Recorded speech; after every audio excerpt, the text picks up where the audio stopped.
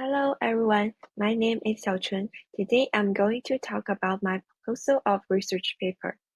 Let me share my screen. Okay, let's start.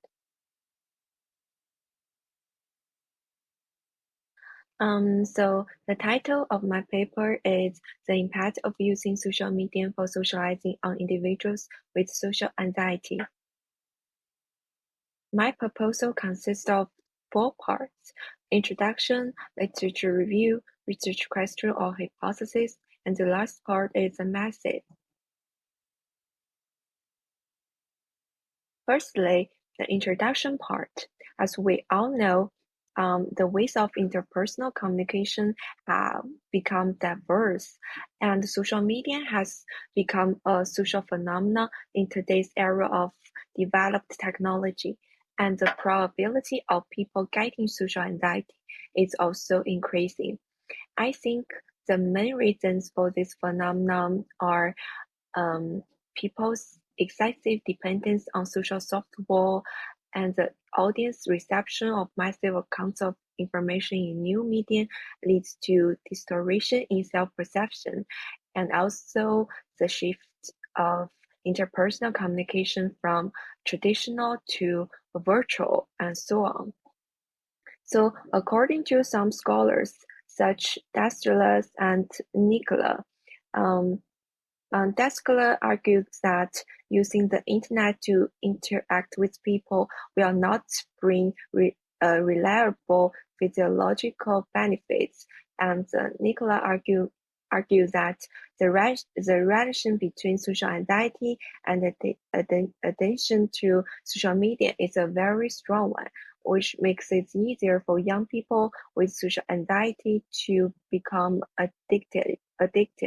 So um, uh, these two scholars argue that social media has had some negative effect on people's interpersonal communication, which in turn leads to the emergence of social anxiety. However, the effect of social media use on groups with diagnosed social anxiety has not been uniformly determined, and its internal effect mechanism is not clear.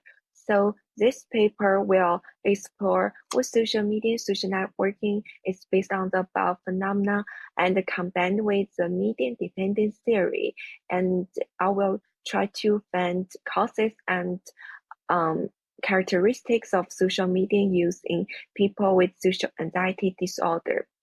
Um, so the last but not least, I also will explore what are the effects of using social media to socialize for people suffering from social anxiety. So regarding literature review, my paper contains 3 main concepts: social anxiety, media dependence theory, and socializing through social media, all of which need to be clearly stated, especially the concept of socializing through social media.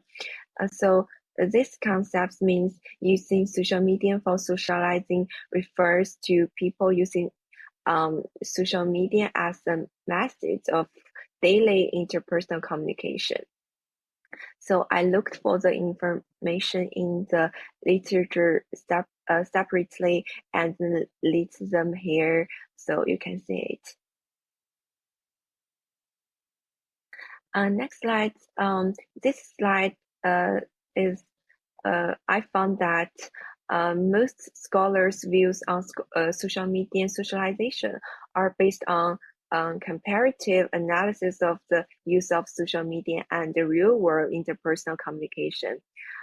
Gong believed that the interpersonal relationship under social media is virtual and indirect, and the information will be carried by machines in the process of dissemination, which will make people spend a lot of time in social media instead of face-to-face in reality. And this can lead to a growing alienation of relationships. Also, Hu mentioned in a book that people with social anxiety disorder are more likely than others to use social media to build relationships, because in social media, people are more likely to hand emotions, and they are more easily to control their images. Also, text communication provides more time to organize the content they want to express. And social media um, also lack of anonymity and eye contact will make people with social anxiety feel more secure. In addition, Alice's view is that sensitive and vulnerable people are more susceptible to external factors, and the use of social media will make this type of person more concerned about the mixed content in the network, which can easily reach their sensitive points, which can lead to more anxiety. But it's worth noting that Fallow's presentation point out on TED Talk that even if people with social anxiety are not good at expressing themselves and tend to use social media to socialize, we cannot ignore their basic need for interpersonal communication and their inner desire, because most people are just ashamed to express their true feelings. They feel uncomfortable when they are noticed by others, and their inner world is hidden behind social media and easy to ignore. So social media can also hinder their social courage. I think this is a very important point to explain this phenomenon. So for the part three, it's widely accepted that social media and social anxiety are closely linked, and people addicted to social media have often have difficulty communicating in real and face-to-face relationships. So the research question on my paper is, what effects does use of social media for communication have on people with social anxiety? And based on the literature found, a hypothesis is proposed that is, for people with social anxiety, the longer they use social media for socializing, the higher their level of social anxiety becomes.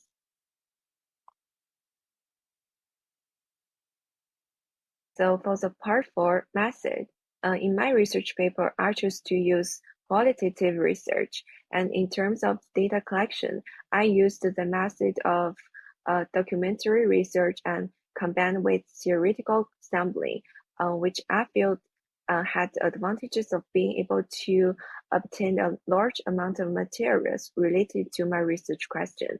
And I searched through social media and used search terms related to my research topic to identify suitable accounts. And under filtering mechanism of big data, I identify helpful discussions on my research questions and provide material and topic support for my subsequent semi-interview. So I managed to three through social media, which are Instagram, Facebook, and Weibo.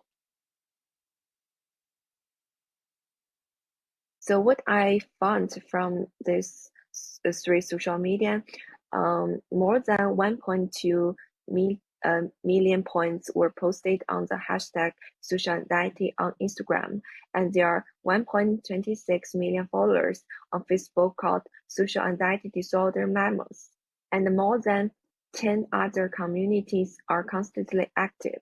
There are more than 652 related articles on Weibo, and so a large number of netizens vividly describe the typical characteristics of social anxiety in the form of pictures, text, and short videos. Also, there are also many real feelings shared by netizens suffering from social anxiety. Like they would say, I am afraid to go out and meet neighbors, and the most comfortable state is lying on the sofa and doesn't want to get the attention from others, or I'm afraid of rejecting others. I'm feeling ashamed after being forced to share thoughts in front of others, and it is safer to communicate with people in social media, and so on and so on. The main keywords used by social anxiety groups to socialize are sense of security, thinking time, self-disclosure, stay away from crowds, relax, and so on. So I'm mainly focused on these true feelings of self from patients. So to further explore the extent, real-world causes and potential impact of social media use by people with social anxiety disorder, I conducted semi-interview with 10 patients with social anxiety, consist of 4 male and 6 female, through snowball sampling, including online voice interviews, Tencent meeting interviews, and face-to-face interviews. So this table is my summary of basic information about the respondent. Consists of gender, year of birth, type of occupation, and the most commonly used social platforms.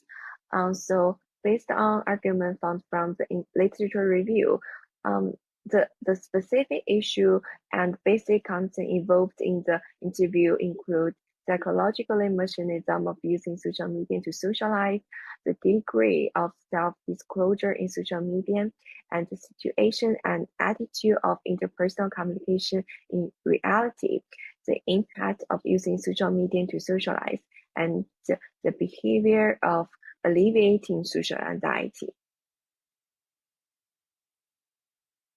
So this slide shows the advantages and disadvantages of the qualitative analysis I used in this paper. So qualitative analysis is very simple and easy to conduct, and secondly, it's more open and active than quantitative analysis in terms of research questions. Also, it's easier to explore potential ideas around the theme. The same interview method I use allows me to have more interaction with the interviewee, and this interaction can motivate this respondent to express their willingness to do something to a certain extent. But but the disadvantages of this method is that the conclusion are highly subjective, not as objective as collecting data and collating the results. And the amount of data collected during the analysis, the analysis process, and the data interpretation are time consuming, and representing findings visually is also time consuming.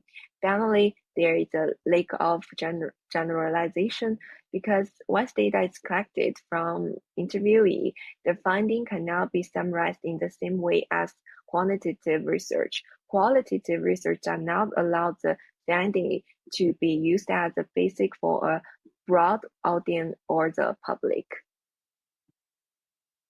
So here is a references list. So that's it. Thank you for listening.